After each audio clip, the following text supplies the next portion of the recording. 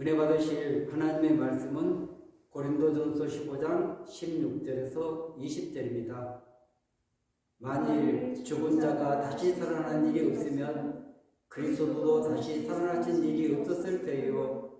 그리스도께서 다시 살아나신 일이 없으면 너희 믿음도 어쩌고 너희가 여전히 죄 가운데 있을 것이요. 또한 그리스도 안에서 잠자는 자도 망하여 들이니 만일 그리스도 안에서 우리가 바라는 것이 다만 이 세상의 삶뿐이면 모든 사람 가운데 우리가 더욱 불쌍한 자이리라. 그러나 이제 그리스도께서 죽은 자 가운데서 다시 살아나사 잠자는 자들의 첫 열매가 되셨도다. 아멘. 할렐루야. 오늘 또 그리스도 예수 안에서 좋은 일이 일어날 줄로 믿습니다. 저는 고린도전서 15장 16절에서 20절 말씀을 근거로 해서 부활에 참여하는 자, 이런 제목으로 함께 은혜 나누는 시간 갖도록 하겠습니다.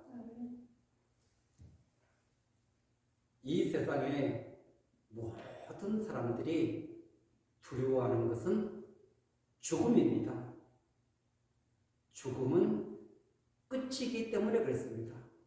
죽음은 돌이킬 수 없기 때문에 그렇습니다. 그래서 우리 인생은 단 한 번뿐인 인생을 살아가고 있는 것입니다. 그런데 그 인생 가운데 예수 그리스도가 존재하는가, 존재하지 않는가, 그것은 너무나 중요한 일입니다. 왜냐하면 예수 그리스도는 생명이기 때문에 그렇습니다. 그 생명이신 그리스도가 우리 안에 있는가 없는가, 이것은 너무나 중요한 일입니다. 아무리 주님께서 그 돌이킬 수 없는 죽음을 정복했다 할지라도 우리 안에 그리스도가 없으면 그 모든 것들은 헛된 것이라는 것입니다. 그래서 첫째는 예수 그리스도가 사망 권세를 이겼다는 것입니다. 사망을 삼켜버렸다는 것입니다. 사망을 정복했다는 것입니다. 그래서 우리 그리스도인들에게 가장 기쁜 소식은 예수 그리스도의 십자가와 부활인 것입니다. 십자가와 부활을 통해서 어둠을 정복하고 우리에게 두려움과 공포를 갖다주는 죽음을 정복한 사건이 부활의 사건인 것입니다. 그래서 이제까지 사망이 왕노릇 됐습니다. 사망이 모든 사람을 지배했습니다. 그러나 그리스도께서 다시 살아나심으로 말미암아서 사망 권세를 이기신 그 주님을 따르는 자, 그 주님 안에 있는 자들에게는 영원한 생명으로 우리에게 다가오게 된 줄로 믿습니다. 그래서 우리 인간은 생과 사의 갈림길에 서 있는 것입니다. 오늘 내가 살아있다고 해서 내일 또 살아있다고 보장하지 못하는 것입니다. 그래서 늘 우리 인간은 경계선에 서 있는 것입니다. 삶과 죽음, 생명과 영원한 멸망, 진리와 비진리, 우리가 이 땅에서 존재하면서 반드시 저와 여러분들이 소유해야 되는 것은 예수 그리스도십니다. 왜냐하면 예수 그리스도는 사망 권세를 이기시고 온 우주 만물을 통치하시고 그뿐 아니라 다시 오실 때는 심판주로 이 땅에 오시기 때문에 그렇습니다. 그런데 수많은 믿음의 사람들조차도 이 부활을 믿지 못하는 것입니다. 이 부활은 우리 인간의 이성, 우리 인간의 어떤 그런 수단과 방법을 가지고는 우리가 이해할 수가 없고 믿을 수 없는 사건이 부활의 사건인 것입니다. 왜냐하면 경험해 보지 않았고 우리가 알 수 없는 일이기 때문에 이성으로서는 도저히 깨달을 수 없는 것이 부활인 것입니다. 그래서 예수님의 제자들도 그 부활을 믿지 못했던 것입니다. 그렇게 3년 반 동안 가르침을 받고 그리고 그분께서 죽으셨다가 나는 다시 부활한다. 그렇게 수없이 말씀하셨지만 그들은 믿지 못했습니다. 그렇기 때문에 이 부활은 성령의 역사가 있어야만이 가능한 줄로 믿습니다. 그래서 예수님께서 엠마오로 가는 그 제자들에게 그들에게 나타나셨습니다. 그들은 눈이 가려워져서 예수님이신 것을 알지 못했습니다. 깨닫지 못했습니다. 그런데 한 주막에 들려서 주님께서 구약에 있는 말씀들을 풀어서 깨닫게 해주셨습니다. 그 눈을 열어주었습니다. 그때 그들의 눈이 열려져서 마음에 큰 감동이 왔습니다. 깨달음이 오니까 그들의 큰 감동이 와가지고 그 낙야가던 그 길에서 다시 돌이켜서 그 무섭고 떨리는 예루살렘을 향해서 나아가게 된 줄로 믿습니다. 그때 제자들에게 예수님께서 그 성경을 풀어줄 때 그들의 마음에 뜨거운 그런 감동이 있었습니다. 깨달음이 있었습니다. 구약에 말씀하셨던 그 부분이 주님이 실제 부활하셔서 그래서 우리 가운데 나타나실 것을 알고 주님이 말씀하셨는데도 불구하고 깨닫지 못했는데 주님이 풀어주시니까 그들이 확 깨달음이 왔습니다.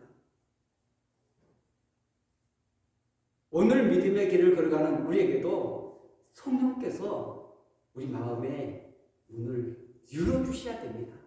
눈을 열어주셔야 됩니다. 깨닫게 해주셔야 됩니다. 그 말씀이 들려져야 되는 것입니다.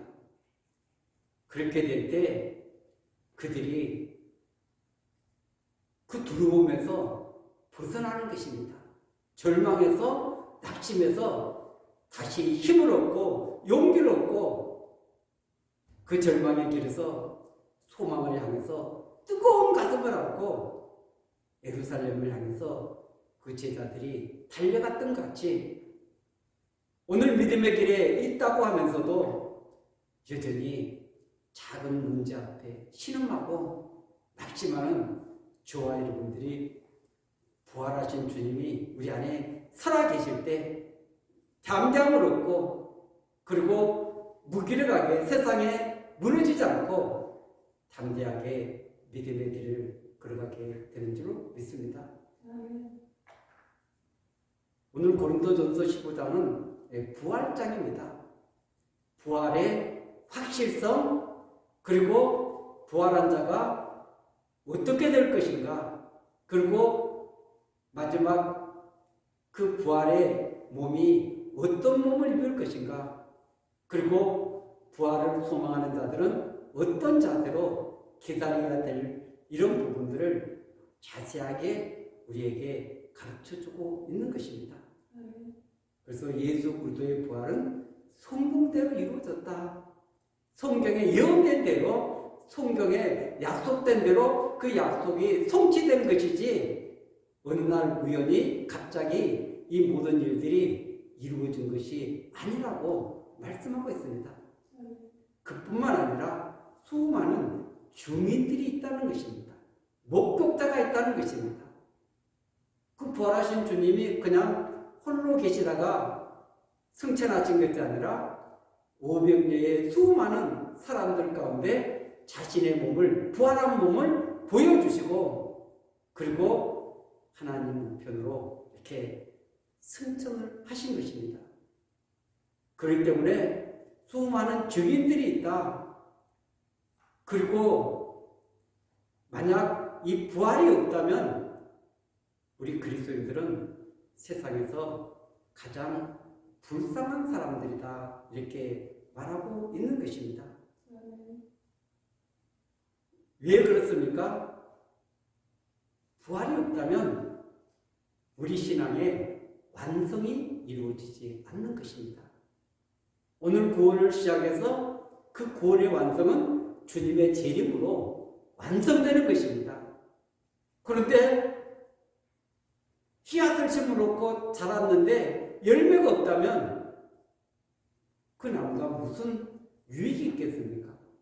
그런 같이 우리 신앙도 반드시 열매가 맺혀져야 되는데 그것은 부활이라는 영광스러운 열매로 나타나게 될 줄로 믿습니다.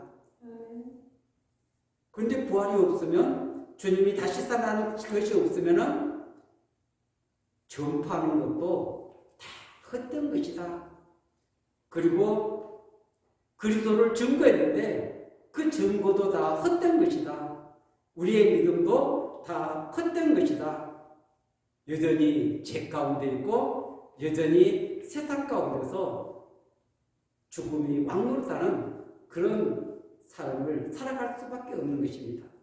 그런데 그리스도가 부활하심으로 말미암아서 죄에서 용서를 받았습니다.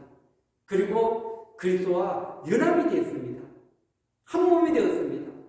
그리고 그리스도와 동행하는 귀한 믿음의 길을 걸어갈 수 있는 은혜를 저와 여러분들에게 베풀어 주신 줄로 믿습니다. 그래서 오늘 고린도전서 15장 16절에서 17절까지 보면은 만일 죽은 자가 다시 살아나는 일이 없으면 그리스도도 다시 살아나는 일이 없었을 때요. 그리스도께서 다시 살아나는 일이 없으면 너희 믿음도 헛되고 너희가 여전히 죄 가운데 있을 것이요. 아멘. 그렇기 때문에 이 가정법을 써서 만약 그렇다면이라는 것입니다. 그러나 실제는 2000년 전 우리 주님은 부활하셨습니다. 그리고 죄 가운데 있는 수많은 영혼들을 지금도 구원하고 계시는 줄로 믿습니다. 그런데 이 사도 바울이 오늘 18절에서 그리스도 안에서 죽은 자들을 다르게 표현해 놨습니다.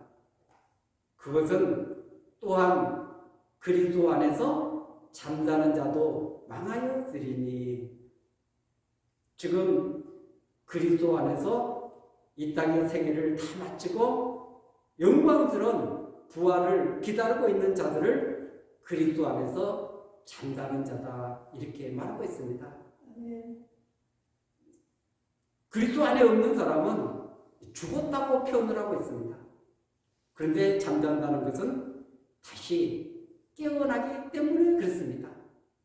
그렇기 때문에 그리스도 안에서 잠자는 자, 이 사람들은 우리 믿음의 선배들이 믿음의 길을 걸어가다가 지금 이 세상을 떠난 그분들은 잠자고 있다, 이렇게 말하고 있는데 그 잠자는 자들도 망한다는 것입니다. 왜냐하면 그리스도의 부활이 없기 때문에 그렇습니다. 그러면서 오늘 19절은 만일 그리스도 안에서 우리가 바라는 것이 다만 이 세상의 삶뿐이면 모든 사람 가운데 우리가 더욱 불쌍한 자이리라. 아멘.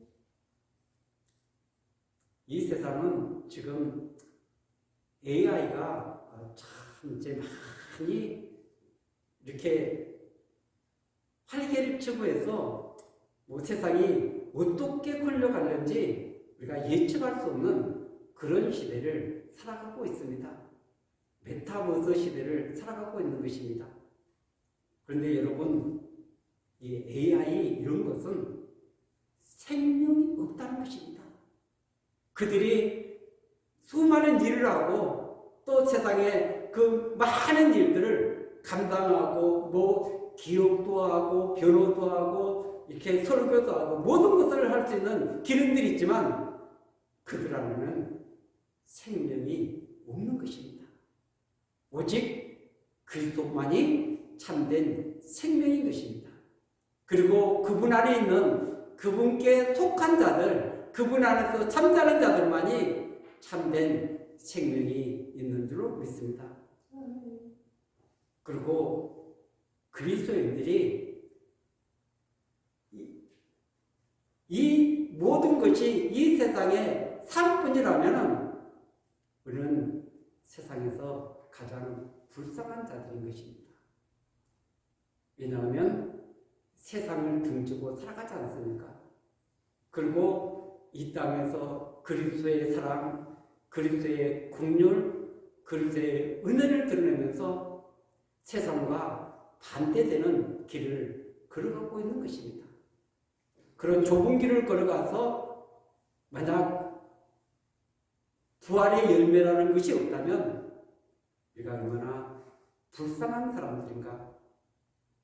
그러나 오늘 20절은 놀라운 대반전을 우리에게 말씀하고 있습니다. 그러나로 시작되는 것입니다. 앞에 있는 그 모든 가정들을 완전히 뒤집어버리고 이제 그리스도께서 죽은 자 가운데서 다시 살아나사 잠자는 자들의 첫 열매가 되셨도다. 아멘.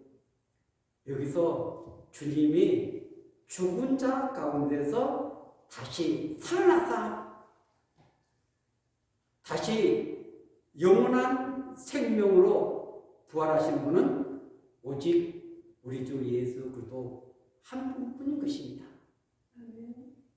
물론 이 구약에서 뭐 죽었다가 살아난 사람들이 있습니다. 예수님 시대에도 사도 시대에도 죽었다가 살아난 사람들이 있습니다. 그러나 그 사람들은 부활한 것이 아닙니다.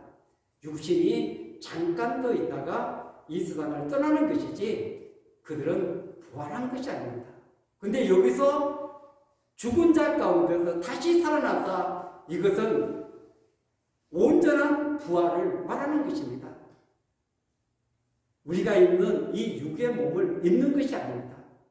신령한 몸으로 예수님이 시간과 공간을 초월해서 그 방 안으로 들어가는 같이 신령한 몸을 입고 그러면서 주님은 이 땅에 그리스도 안에서 죽은 잠자는 자들의 첫 열매가 되셨도다 말씀하고 있는 줄로 믿습니다.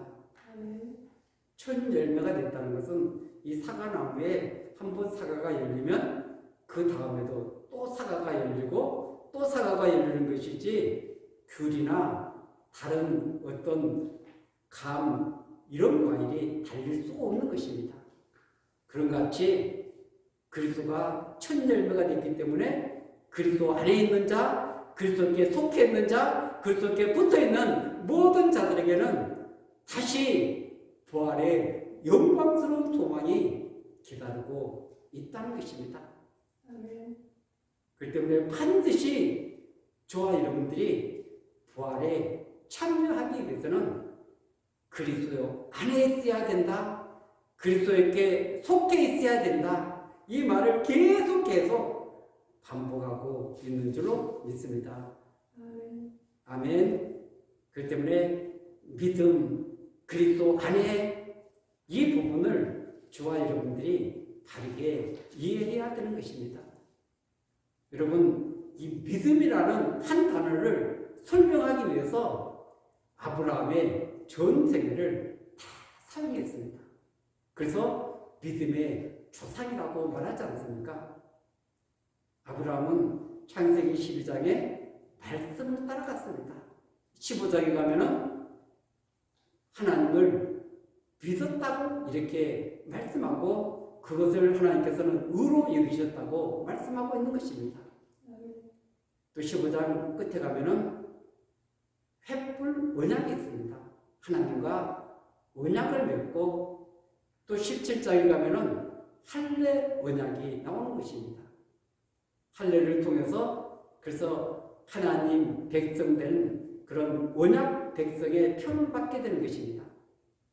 그리고 22장에 가서 그 아들을 모리아산에 제물로 드림으로 말하면서 하나님 말씀에 온전히 순종하는 그런 순종의 사람으로 믿음과 순종이 함께 간다는 것을 우리에게 보여주고 있는 것입니다.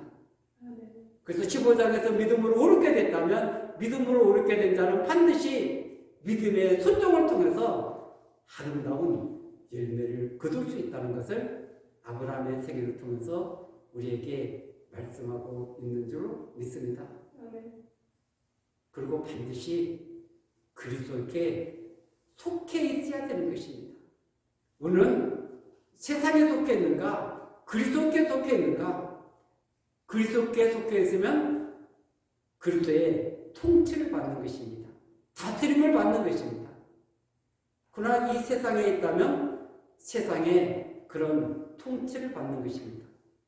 우리 그리스도인들은 세상에 있지만 세상의 통치도 받지만 우리 주님의 통치를 받는 믿음의 사람들인 줄 믿습니다. 그분의 인도를 받기 때문에 우리는 세상 것을 때로는 거부하기도 하고 거기 저항하기도 하고 거기에 대해서 맞서기도 하면서 하나님 원하는 믿음의 길을 걸어가는 것입니다.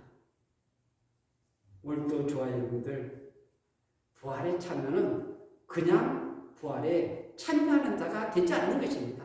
이것은 마지막 열매인 것입니다. 끝에 그 주님 재림 때 우리에게 영광스러운 부활이 있는데 거기에 참여하는 자가 가장 복된 인생인 줄로 믿습니다. 가장 영광스러운 인생인 줄로 믿습니다. 그렇기 때문에 이 땅에서 우리가 믿음의 길을 걸어가는 데 있어서 수많은 우리 앞에 장애물들은 너무나 많습니다. 그러나 그 장애물들은 하나님이 주시는 우리가 믿음을 크게 하는 하나님의 사람으로 빚어가는 귀한 도구로 하나님이 장애물을 사용하신다는 것입니다.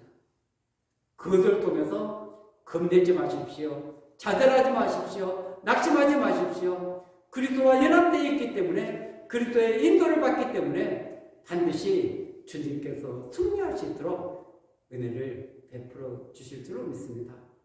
저와 여러분들을 바른 길로 이끌어 주실 줄로 믿습니다. 승리의 길로 이끌어 주실 줄로 믿습니다. 영광된 길로 이끌어 주실 줄로 믿습니다. 우리는 삶과 죽음이라는 시간과 영혼이라는 이 경계선 안에서 어떤 것을 선택하면서 믿음의 길을 달려갈 것인가? 오늘도 저와 여러분들이 영원한 것을 선택하시기를 바라겠습니다. 그리스도를 선택하시기를 바라겠습니다. 그리스도의 인도를 받는 저와 여러분들이 반드시 되어야 될 줄 믿습니다.